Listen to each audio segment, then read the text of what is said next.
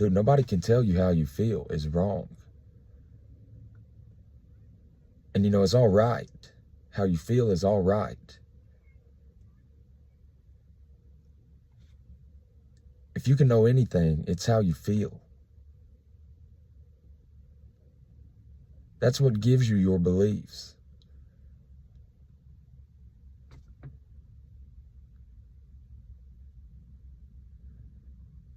It's almost the truth that we have that no one can, it's almost objectively true if you can word how you feel in tune with those feelings.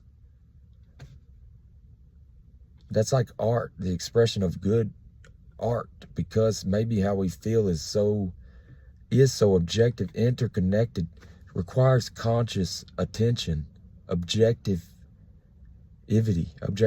to, you know, the true art is word art. You know, all art at the end of the day that does give off this vibe of truth that grabs you,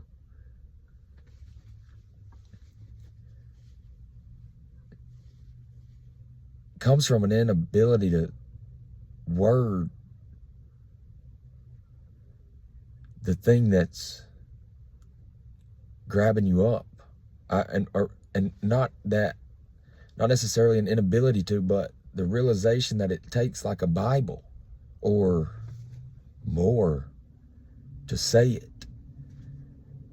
And there are many ways to word, and it's the same like feeling, dude.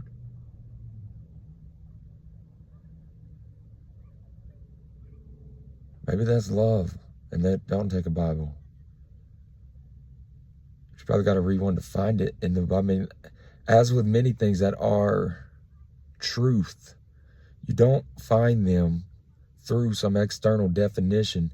You go through the spirit of studying through external definitions and information to create this space for it in your mind when you come across the real way you see it, which is in your experience of it.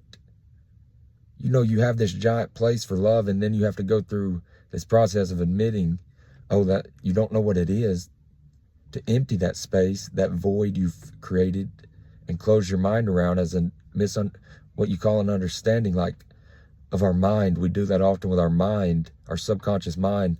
We close off this idea of what we think it is, limited often to an iceberg by that dude who rode around in a horse carriage, dude.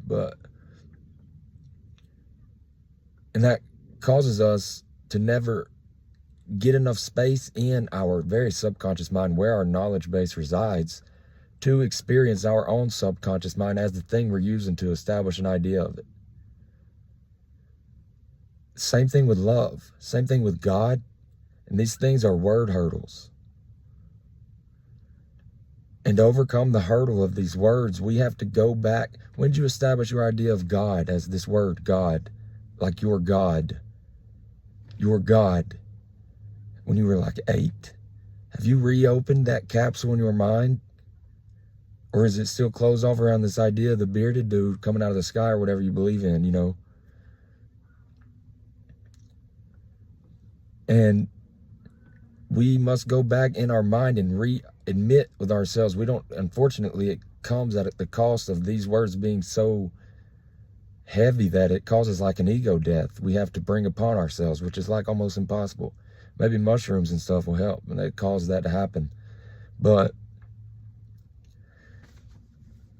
you know, love, God, the mind, who we are, just human beings. It'd be like studying and learning about a human being without you knowing that you're a human being. You get no hints or anything. You're just in class over a course of a year or whatever, being taught about the human being. Then all of a sudden it snaps to, and you realize, holy shit, that you're a human being. And instantly, all these things you thought about being a human being become secondary as examples, as what you're comparing the truth of being a human being, your idea of yourself, to all these generalizations of it. Some will fall off, some will, you'll put on. But I think like we're love too. I think we're God. And I think we're connected in this understanding of those things that is held within the bounds of our mind. And it does take a separation from those ideas, pointing your finger at them, to rejoin with them alongside an understanding that that's what you are. Until then, you're sitting in the subjective seat. It's not that you aren't those things if you don't realize it, but it's that you